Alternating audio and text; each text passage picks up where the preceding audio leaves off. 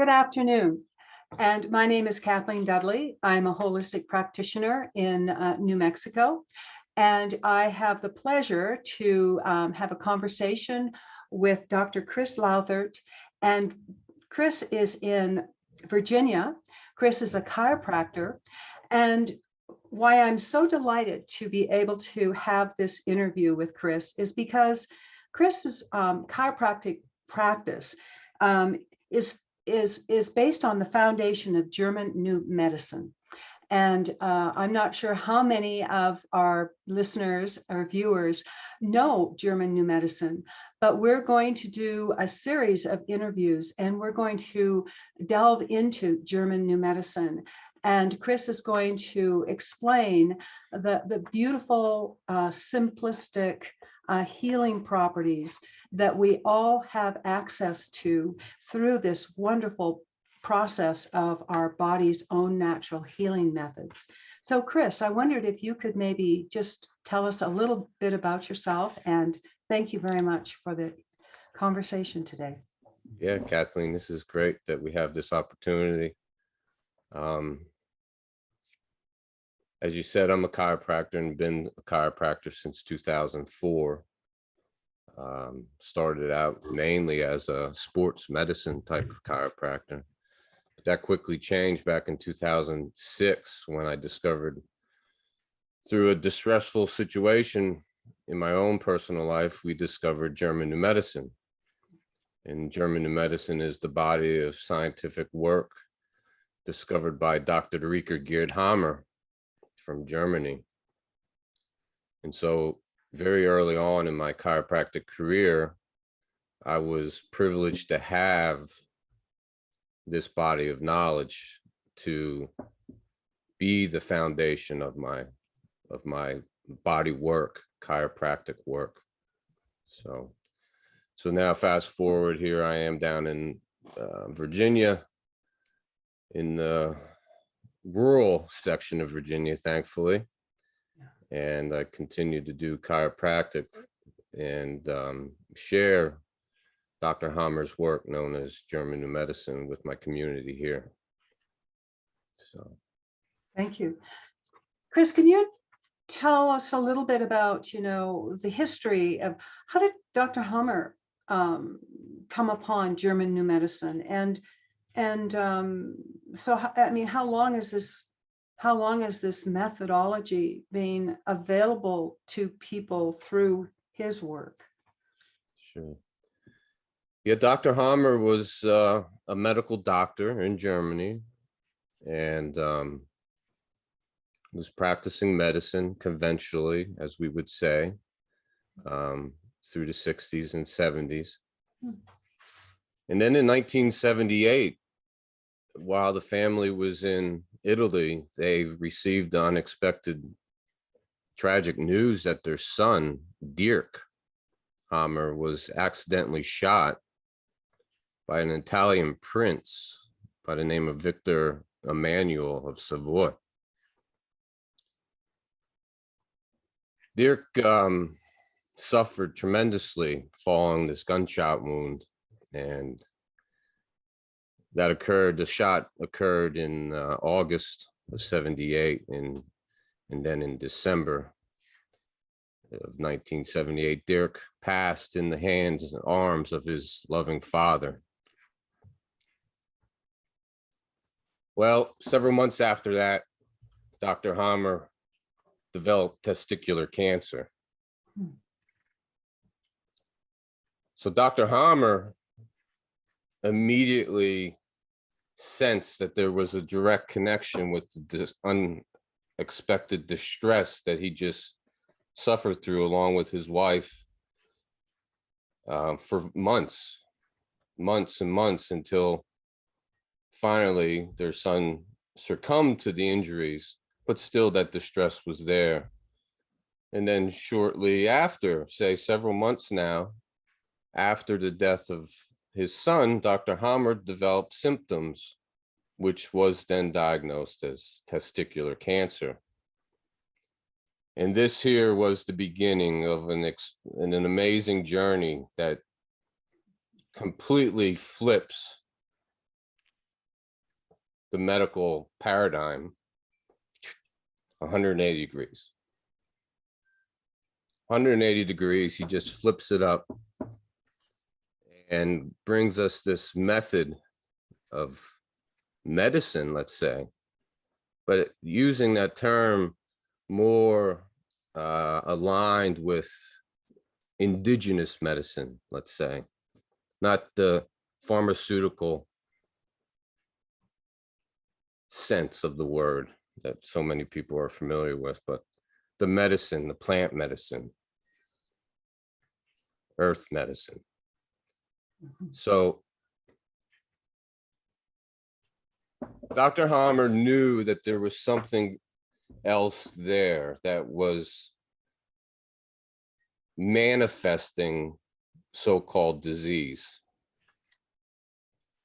And so he quickly began. He was in Munich, Germany, as an internal medicine doctor working in a cancer hospital at this time, when he started to question what he's been taught and question what we look at as called disease. And so he quickly began to just listen and converse with his patients. And he quickly found that each one went through something distressful prior to their diagnosis of cancer, or the manifestation of the symptoms of what we call cancer.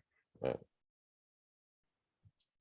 And so he started to see the role of the psyche. And he correlates it with the body, the organ.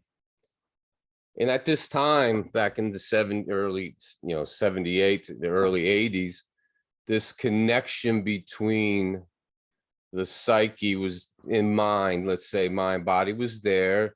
There was a lot of talk about it within medicine at the time of Dr. Hammer's, discoveries here. So it was nothing new, but yet there was something new about what Dr. Hammer was revealing here. You might be familiar with the work of Hans Selye. I am not. Please. And Hans Selye spoke about how stress created disease or caused disease. And how often do we hear that? It's particularly in holistic medicine, right? Or alternative medicine, how significant stress plays. And I'll touch upon where stress plays within this paradigm, this new paradigm of health and healing. So it was a different quality, let's say, in intensity of stress that Dr. Hammer was discovering here. And what he discovered was, first and foremost, this event that occurs in one's life is unexpected. Yes. Something catches us off guard. Yes. We weren't paying attention. It just happened, boom. We didn't know it was coming. Right. We've all felt this type of event in our lives. Another key component to this event, and this is very, very important to hold and let kind of float there as we speak about German New Medicine, but it's this subjective nature of this unexpected event, this unexpected distress. It's a subjective event in the sense that you and I could be in the same room together and receive the same news, unexpected news, and you're going to respond differently than I will, possibly, right? Yes. And there's also this chance too that collectively we would all respond in a similar way, right? But there's this subjective nature to this unexpected event, and how we subjectively perceive that event, that unexpected event that's happening in our life existentially. How we perceive it is going to be determined how the symptoms at the organ level manifest themselves. So for example, In German New Medicine, we speak of biological conflicts.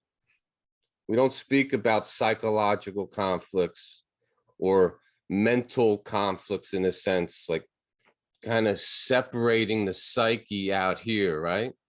We speak of biological conflicts where the psyche is an integral component,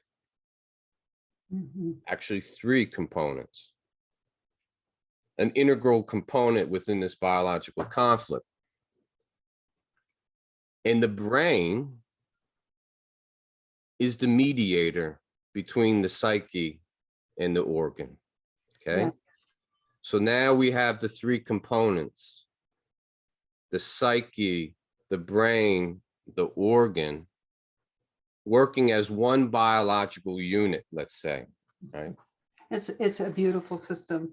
Oh, and yet simplistic. Only 3 components. That's all we need to know about, right?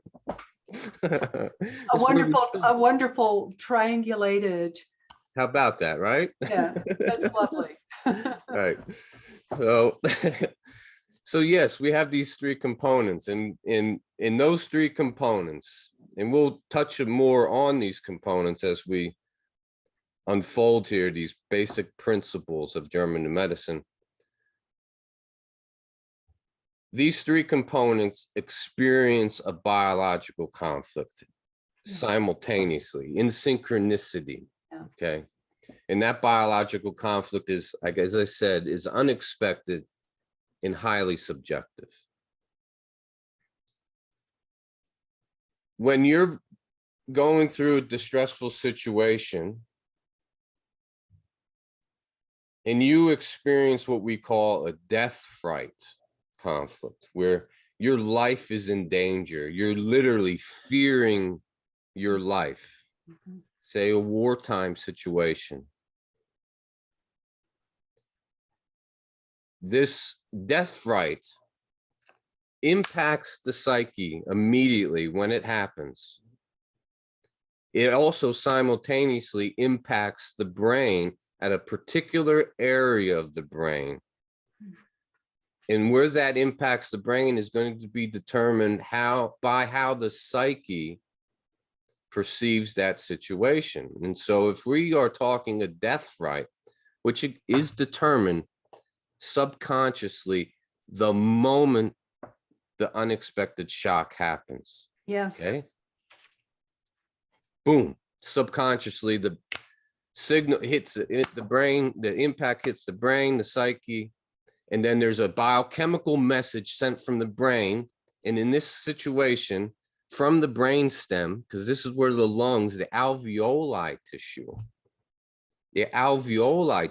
of the lungs in particular, is located in the brainstem. Now, the alveoli tissue of the lungs are those air pockets, those air sacs that we've seen in our study of anatomy, possibly, or physiology. There's all these small air sacs all through the lungs, and those air sacs are called alveoli tissue. And the biological function of the alveoli tissue is to absorb oxygen.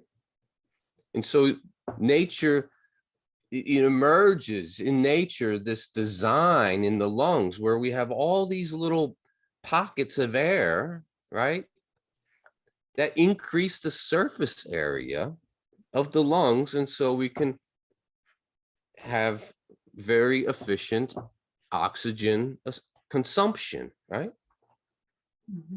Well, what if this unexpected shock happens and it's a death fright? And that biochemical message is sent from the brain immediately to the alveoli tissue, and those cells in the lungs start to proliferate.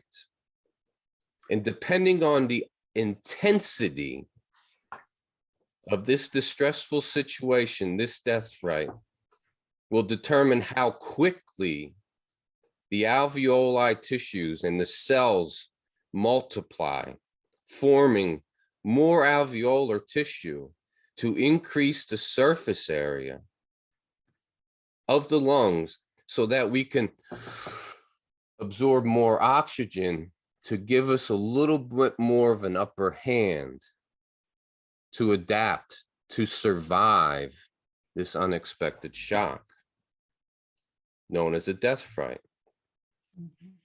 Now that increased alveolar tissue, again, picks up and it enhances, let's say, enhances the biological functioning of the lungs.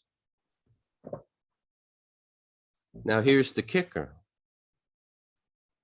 Those extra tissue, and I know you know where I'm going with this, that extra tissue all through the lungs now, within conventional medicine and alternative medicine, will diagnose that extra tissue in the lungs as lung cancer. And depending on how fast it's proliferating, that's how many, tumors are forming in the lungs, right? The most common way that this type of biological conflict is experienced right now is through the diagnosis shock of cancer in patients. So patients go into the hospital, they go to their doctor to see what the symptoms mean. And then all of a sudden they're given a diagnosis that you have cancer. And that is oftentimes perceived as a death fright. And now cancer cells, quote unquote, have appeared in the person's lungs. And now they're being diagnosed with metastatic lung cancer. Wow. How often have we heard this? More often than we want. Sure. So this is the problem, right? Right. I like to use the terminology allopathic medicine, the pharmaceutical-based medicine. Sure. In contrast to the holistic realm of healing. And that's a beautiful explanation of the shocking difference between how holistic medicine in German New Medicine sees the symptomology and how disease is looked for in allopathic medicine, rather than actually looking at the symptom as being the body's roadmap to healing. The contrast is just remarkable and brilliant. Well, this is what flips it all, the whole paradigm of disease on its head in a very quick samurai-like motion, really. It's that we're now not talking about dis-ease or malignancy or the body breaking down or the body has a weak immune system and it's being invaded by some external mysterious creature from outer space. This doesn't happen. The genetic defects don't happen. That's the old paradigm. The new paradigm of health and healing, there's a significant, meaningful biological process that takes place when, for some unfortunate reason, we go through an unexpected, distressful situation. And so it gives us a way of handling this part of life that we can't control. Yeah. It puts us, it grounds us. It doesn't prevent it from happening, but it puts us in a much more advantageous position. The odds are greater when you're working within this paradigm. The role, the integral role of the psyche, and how the psyche really is driving this biological unit, but yet it's intimately involved in the most complex systems of our body: digestion, reproduction, just blood cell production.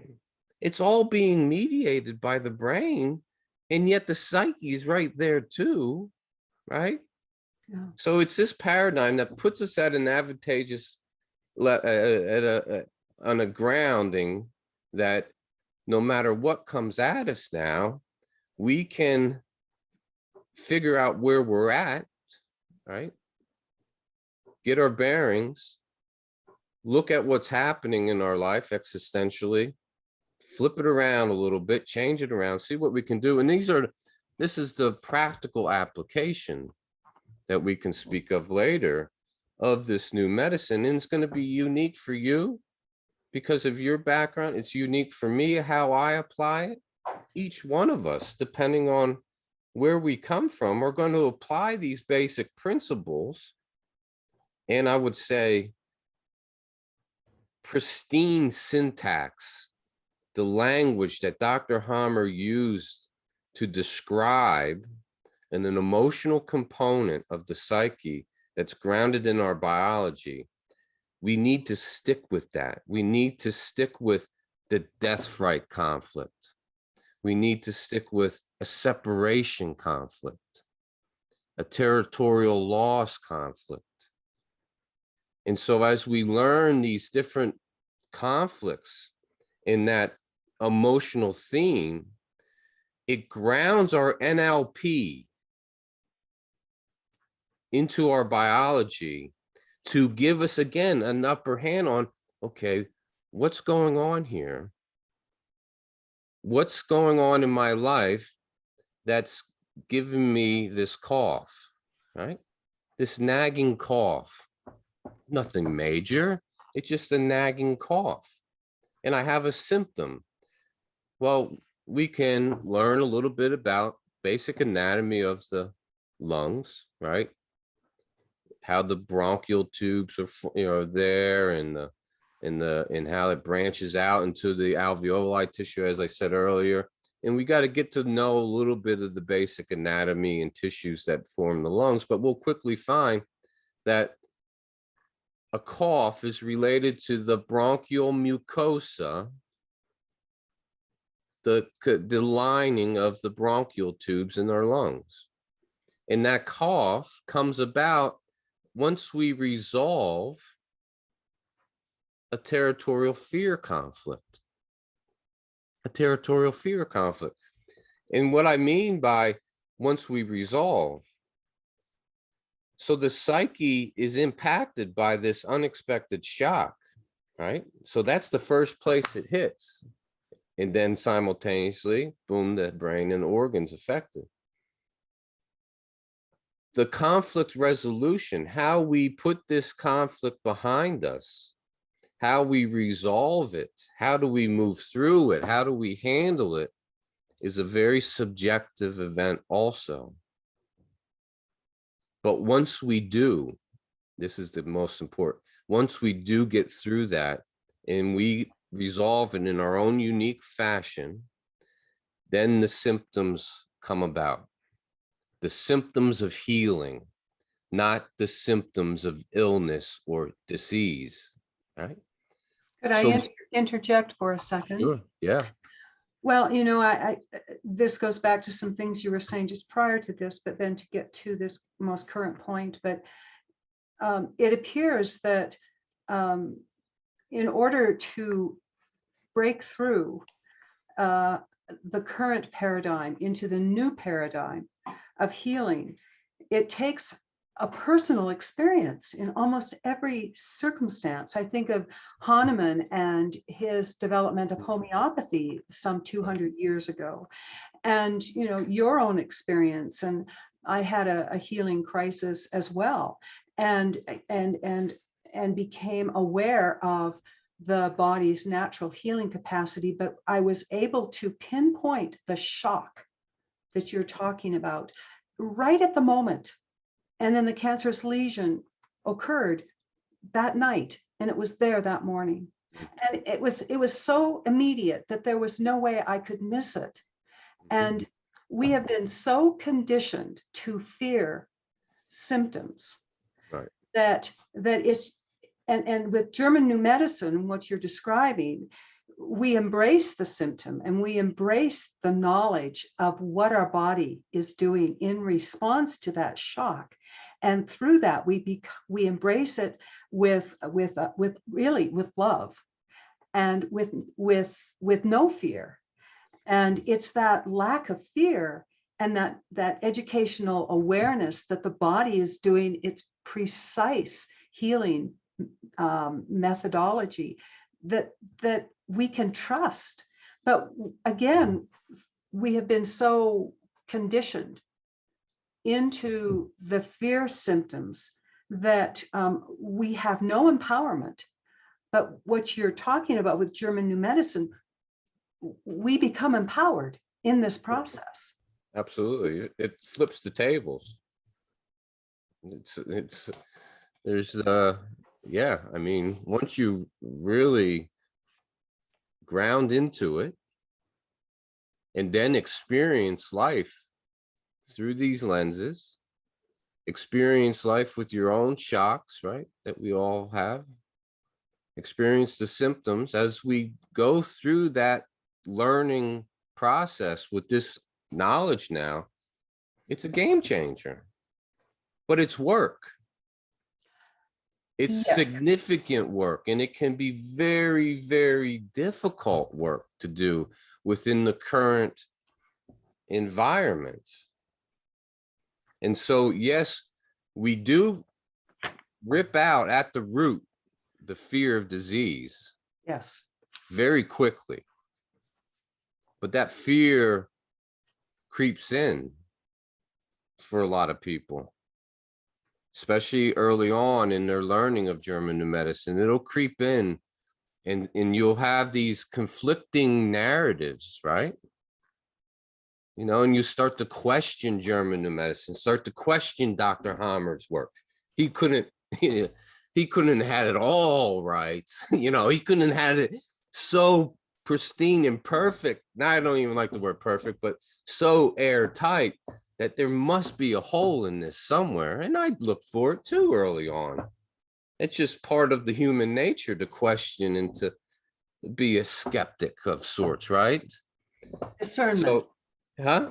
Discernment. Discernment, right? Yes, discernment. And so, yeah, early on in this learning process, through in learning it, hopefully the easier way, like taking time to sit down and read the information that's out there, particularly German New Medicine, learninggnm.com, watch the videos, you know, and have conversations, start little study groups, which we have here, right? But anyway, we're kind of diverted. This is certain things that we can speak about later on, but I want to get back to that fear and then where the stress comes in, because the stress and the fear often come hand in hand, right? And I think it's real imperative right now as we go through this major crime in progress to really get our bearings here, so that most importantly, you, whoever it may be that may have a symptom of sorts, just takes the break and kind of steps away and just tap into that instinctual nature, reconnect with nature, because this is the reason why we're in the mess we're in, is a complete disconnect with nature and our source of life. And it's been centuries of centuries of centuries of this disconnection from the natural world. And so we instantly can reconnect to that nature within us, in our own biopsyche, right? Yes. Pay attention to what's going on outside us. And that starts to entrain and tune our psyche to the natural rhythms of life, right? And certain conflicts do come up, certain times a year, maybe, for people, right? But again, that when the symptoms arise, look at the symptom as a guide to kind of point you to that component of your biopsyche that was impacted by a particular event in the past, maybe, right? And see what you get back in that biofeedback. Stay open to what you receive intuitively, Just like Dr. Hammer knew intuitively that his testicular cancer was directly related to the death of his son. It doesn't take much to realize that. But again, we're not even just talking about these big shocks either. We're talking just little stuff. You know, a little unexpected comment from your spouse or a coworker or your boss, right? These unexpected things pop up all the time in our life, right? And so there's no shortage of opportunity to learn German New Medicine, let's just say, right? And we don't have to really start off with the big stuff like the cancer and all this, you know, really difficult healing process. But we can start off with the stuffy nose, the little occasional back pain, the neck pain, right? And start to tap into that biofeedback loop that's involved with your psyche and your brain and your outside world, and see what happens. Mhm. And you can't not handle the situation in a much different way, an empowered way, because you're tapping into your own resources. You got everything you need. Right. One is our own, you know, we know our bodies and our minds better than anyone else. Sure. Yes. And, you know, I can't help but think I was very involved in veterinary medicine for a while and saw a lot of dogs and cats that were diagnosed with diabetes. And interestingly enough, in every single case, there was an abandonment issue pertaining to that dog or cat. And I then began to look at people that I knew that had type 1 diabetes, and I'm not as clear about type 2 diabetes, but there was always an abandonment issue. Yeah. And so a lot of times our animals are easier to see, and they're our teachers in many ways that are not as complicated. Certainly. And if we have animals, we can certainly begin to learn these biological laws that we speak of today with our animals, together with our animals. And that's exactly how Dr. Hom, yes, perfect timing. She must have known. Her name is Rose, and she adopted me a year ago. Oh, nice to meet you, Rose. Welcome to the party. Oh, she just yawns, so I must be boring her. But I don't anyways, he did the same thing when he was going through. And just imagine Dr. Hammer's psyche as he was uncovering this work, these revelations coming to him, deep revelations that completely turned his whole education on his head, right? He struggled with it, as we all do at times with life. We struggle through it. And he continued to go forward with this and observed nature and observed his animals, observed his patients, and listened. And there was the feedback loop, right? There's the feedback loop. Listen. And yeah, some people need to externalize their conflict. So we need people to talk to, right? Some people, right? We all have our own ways of handling our biological conflicts. But it does help if you have someone that you can, you know, speak about intimate situations in your life, so you can. And so that's what really the role of the practitioner starts to become, right? This doctor is no longer this all-knowing on the pedestal. Yeah, we know a hell of a lot when it comes to German New Medicine, a hell of a lot more than that cardiologist or oncologist down the hallway in the hospital. I can, you know, up and down, but we have knowledge that we hold as we interact with people, and that interaction creates a safer place out of fear, and you're listening to what's going on in their psyches, and you help them kind of pinpoint it, and then help them just discover on their own way how to handle it. how to handle it. Because again, it's such a unique process. So there's not one way of resolving our conflicts. Chris, excuse me for interrupting. Yeah. And another thing too is we've been taught, we've been trained to have an immediate response to a symptom that we want to get rid of. Yeah. And so to be willing to change the perspective, to actually sit and listen and pay attention without fear, but with curiosity. I like to call myself an anthropologist from Venus, and I would call you an anthropologist from Mars. And we sit back and we observe. We remove ourselves from the first person to the third person, and actually put some space in between to be able to then be discerning. Sure. But there's so much conditioning to, number one, jump into fear rather than empower ourselves into the love of what our body is doing. And it's that beautiful machinery of healing for us, this sacred vessel that we all are.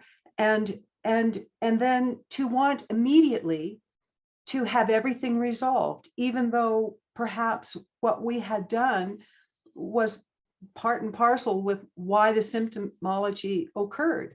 So, so how do you address that part of it? Because some symptoms and some disease can take a while. Absolutely. Because we have to resolve the conflict. And if I could say one more thing, that was one thing that I learned early on when I was dealing with my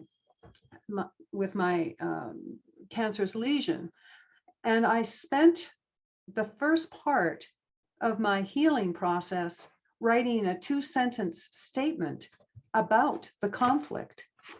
And what was curious was, as soon as I wrote that, and it took me about 3 weeks to get it down into enough of a concise précis to get that entire essence of it, then the healing began. Sure. But it takes that, and you spoke to that. So we have to breathe deeply enough and have faith in our bodies and faith in ourselves to allow the medicine to work. And if we're in a rush and if we're filled with fear, then we stop the entire process of German new medicine healing. Yeah, it certainly hinders it. I don't know if it'll stop it unless the fear is so extreme, right? But there's part of that just continues. And this explains why people get hung up. So they get into a healing where we call it a hanging healing. Right? And they get hung up into the biological program. It's running, but certain triggers occur. Certain fears creep in, and it prolongs the healing. The healing continues, but then there's a prolonging of the healing, right? And then it's also too knowing what preceded the healing. Because if you spent 4 months in conflict activity, the signs and symptoms of conflict activity are very, very simple. We develop cold hands when we're conflict active. So our extremities get cold because our cardiovascular system contracts. So our hands, right? We lose our appetite. We're not hungry. We have sleep disturbances. And so oftentimes we'll wake up at 2, 3 o'clock in the morning, and the first thing that's popping into our mind is the conflict. Right? And so this is signs of conflict activity that can ping us, get our attention if we're tuned into it. If we know the new medicine, and we're tuned into what conflict activity feels like and is, right? We can detect it very early on, but oftentimes it can go unnoticed. and it's prolonged. So prolonged conflict activity means that there's going to be prolonged time of healing. This is a biological law. It's the two-phased response. It's the two-phase of all so-called disease. And it goes through this wave, right? And so we can be up here and really conflict active for a period of time, and we're working it, you know, we're fully aware that we're in it, right? And we can learn how to downgrade it as best we can so we can come to a rational, logical resolution so we can move through this quickly, so our body can heal quicker, right? But sometimes it gets caught up, and then we'll have symptoms that lag on for a little bit. And as you said, we have to be patient with that process at times. But yet we don't not do anything. This is a pretty common I would say emotional reaction trigger I get when I'm teaching with people, especially in person, you know. Oh, are you saying you don't do anything? Are you saying you don't go to the doctors? You don't do this? And no, I'm not saying not do anything. Fortunately, at this day and age, we have so many modalities at our fingertips now that actually truly verifiably support the natural healing of the body. And as long as it supports the natural healing of the body, any modality is welcome within the new medicine paradigm, as long as it's supporting it, right? And at the same time, if you need to take an antibiotic or go to your medical doctor for whatever reason, go ahead. Particularly, surgery is an option and can be a life-saving option at times for people. So this idea that people within the German New Medicine cult are totally anti-medical and blah, blah, blah, that's completely bogus. But there's actually a lot we can do. Well, Chris, just excuse me a second. Yeah. You know, I'm so new to German New Medicine, I can't even claim that I'm in that group per se. But my own healing practice has been aligned with it. But I must say, I am one of those folks who does refuse the toxic medicines. And so I'm pretty hardcore in that sense. And so you would and you're not alone, Kathleen. You're not alone. There's many people. Yeah. But that's how much trust I do have in the body's innate capacity to heal, if we do the correct aiding processes during that healing crisis. Yeah. So I think this is a perfect time to bring in that analogy, let's say, of the wound healing, right?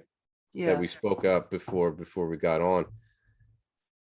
It's very natural that if somebody is healing a situation that's internally, it's different than if we are healing a busted elbow, right? So we fell off our bike and we really scraped up our elbow, and it's nasty looking, it's pussy, it's red, it's painful.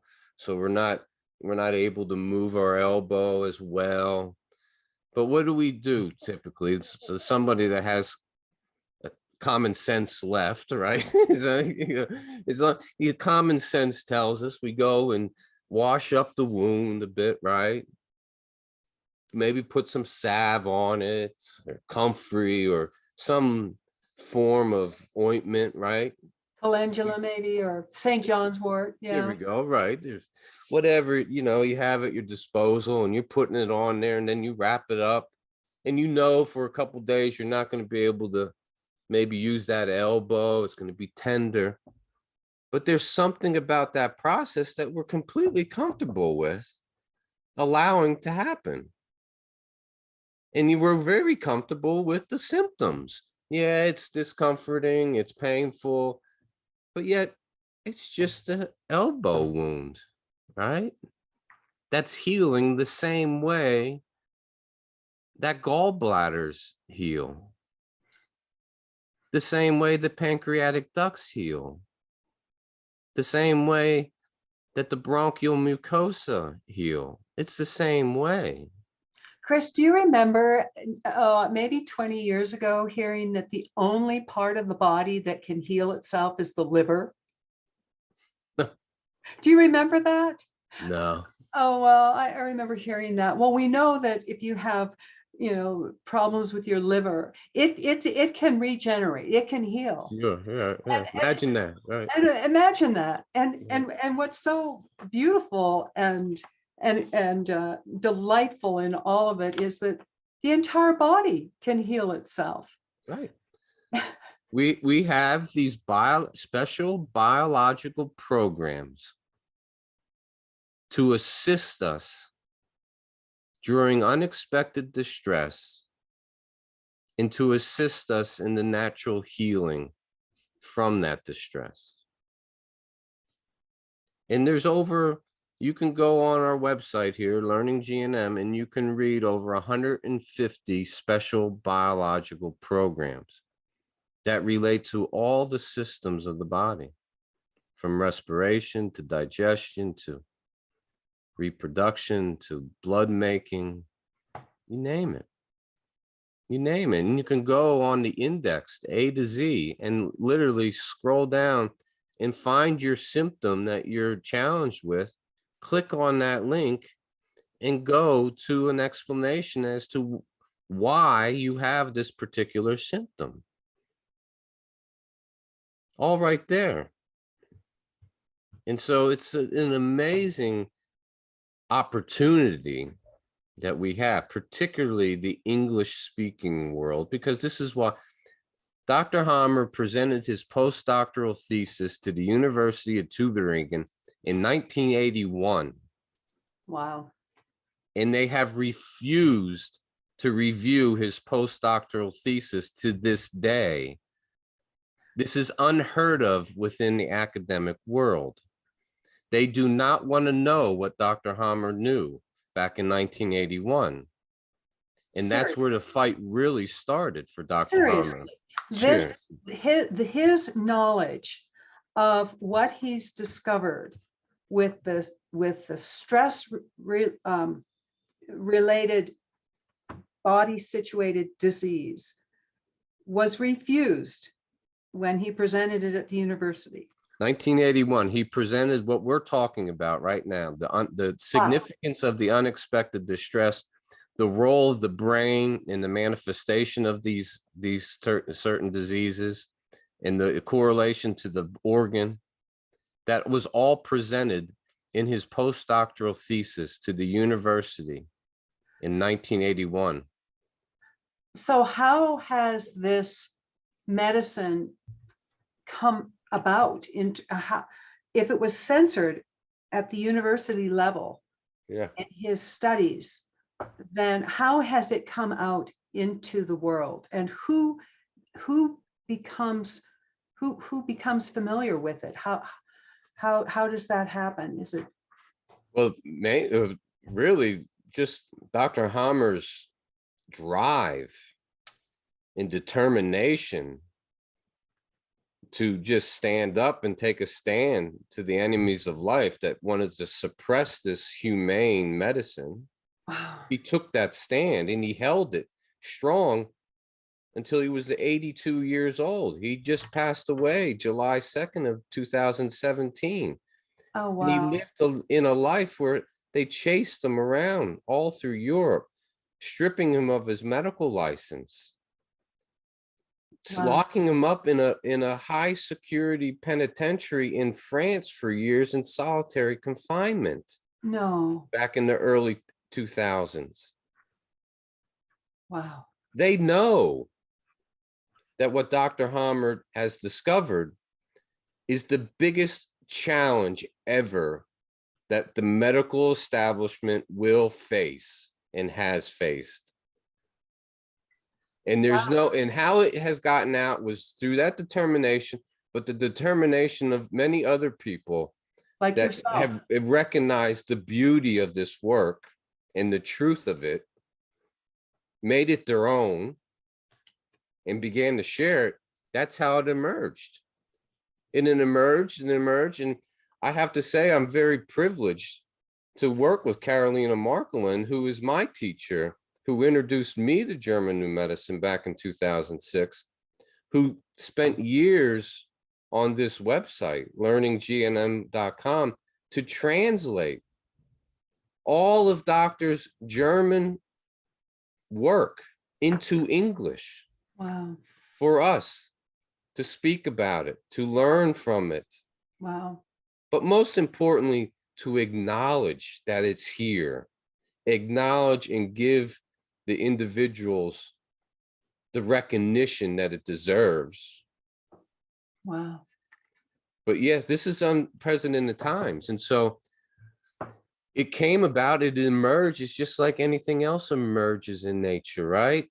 It emerged, some things emerge through conflict. Some aspects of life emerge through symbiotic nature of life, the mutual aid of one another. It emerges. It's constantly emerging. Life is constantly emerging.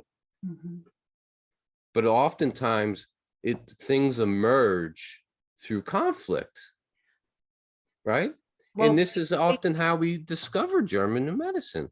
right. And we generally grow as individuals when there is a conflict that we're brought up to face.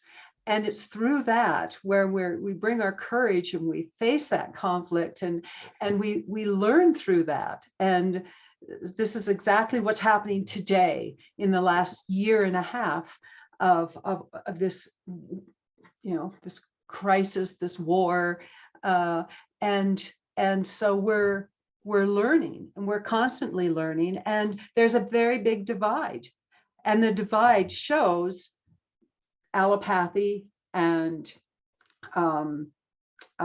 pharmaceutical medicines, and on the other is the holistic paradigm of healing, which is German New Medicine in its beautiful system. Yeah. And incorporating, as you say, all the different modalities that support the healing process. Yeah. Yeah. Wow. Yeah. Yeah, there's so much different ways we can go with this conversation, in the sense that there's once we get the groundwork, right, Mm-hmm. and what we're working, the foundation of what we're working with, then it's discussing the application. How do we apply it? And like you said, somebody that's new to this is coming to it. They may be in a distressful situation, right? Mm-hmm. And they're going to want answers like, well, how? But unfortunately, that is not the optimal time to be learning German New Medicine. And this is coming from experience with working with people. Mm-hmm. The optimal time to learn German New Medicine is when you're in really good shape, you're vibrant, you're sleeping well, you're eating well, you don't have any symptoms, right? That's the time. That's the time to learn it. That's the time to share it with your children. But unfortunately, people do come into it when they're in a distressful situation. And so the expectations have to be managed, right? What do they expect? What are they expecting through this German New Medicine, right? You've got to make sure that you know that there's some work that needs to be done with oneself, with removing some of the old narratives, associations that we may have with our symptoms, and ripping them out. Sometimes it's hard to rip them out. So I often tell people, just kind of push them to the side a little bit, right? Like, we're not telling you to get rid of everything there that you learn, but let's just push it to the side and stay within the framework of German New Medicine. Mhm. and see what comes about it. Again, if there's a lot of pain, a lot of symptoms, that individual may have to manage that and handle that differently versus somebody who, like you and I, that are in very good shape and healthy, begin to learn German new medicine, right? So Right, learn it early, right. learn it when you're healthy, and you're going to be much better off. And it'll continue, it'll continue to build as you live life. That's true. That's definitely the ideal time, but that's not often when it happens. And Right. it certainly wasn't for my own personal experience that I can guarantee it. It certainly can. We can go through a crash course and incorporate even at the time of crisis. Yeah. But Chris, so we've been talking for the majority of our conversation time today, and I wondered if you could spend the next bit of time just summarizing the major aspects that we talked about, and for the people watching. Thank you. Sure. Most importantly, it's sitting with that proposition of what if so-called disease is a significant, meaningful biological program? What if so-called disease is not a genetic defect? It's not a weak immune system.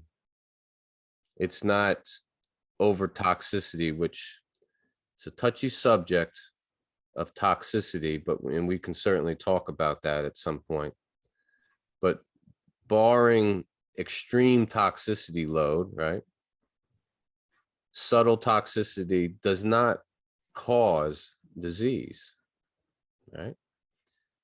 So what if our bodies have special biological programs that are designed to enhance the biological functioning of the body? And then this enhancement comes about when you're in a biological conflict.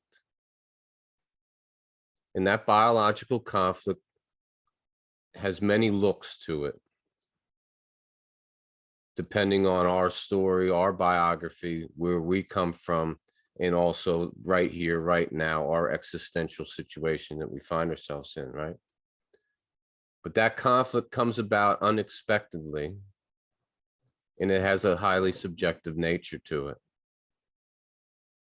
But that unexpected distress that we can all relate to in some way or another, and we can relate it with other people in our lives, we can relate it to our animals, that unexpected distress is the catalyst that activates these special biological programs to design to assist us to adapt, to strengthen us, to give us that extra boost we sometimes need in the midst of struggle, right? And so it's recognizing these biological programs, recognizing the significant symptoms that the body gives us in this biofeedback loop to, one, get our attention that we're in a biological conflict, and two, and often the case is recognize when you're in a healing process, a natural healing process that is part of that biological program. And so that unexpected distress may slip by us, and we just might only have symptoms that arise after the fact. And that's the beauty of it. When you're in a distress, you don't have time to get sick, quote unquote. You're in it. You got energy to get through it. It's after we get through it is when the recovery comes. And in that recovery, that's where 90% of the symptoms that have been categorized as disease, and there's a list of these wild names, crazy names, describing certain disease after disease after disease after disease, to books that are this thick describing disease and their symptoms, can all be pushed aside and just look at the symptoms, what they truly are, guiding you back, guiding you forward in your own self-healing and in an empowered state where nobody can take it away from you. Nobody can take this knowledge away from you once you have it. Nobody. I think those are pretty good. This is pretty good to have as we continue forward in this current state of affairs. But That was a finish up great with that, summary. Kathleen. That was a great summary. It is an integral part of whom we are. It's our connection to ourself. That's where the empowerment comes from, and no one can take that from us. And that in and of itself is the beauty of German New Medicine, and participating in the process of allowing and participating in our body to heal itself. Right. It's quite brilliant, is it not? Phenomenal. It is. Phenomenal. Well, Chris, thank you so much. Did you have anything else you want to say at this moment, or we'll just... I think that was pretty good for our first go around. I think it was. So folks, stay tuned. This is part 1 of a series on German New Medicine with Chris Lowthert. Thank you, Chris. Thank you, Kathy.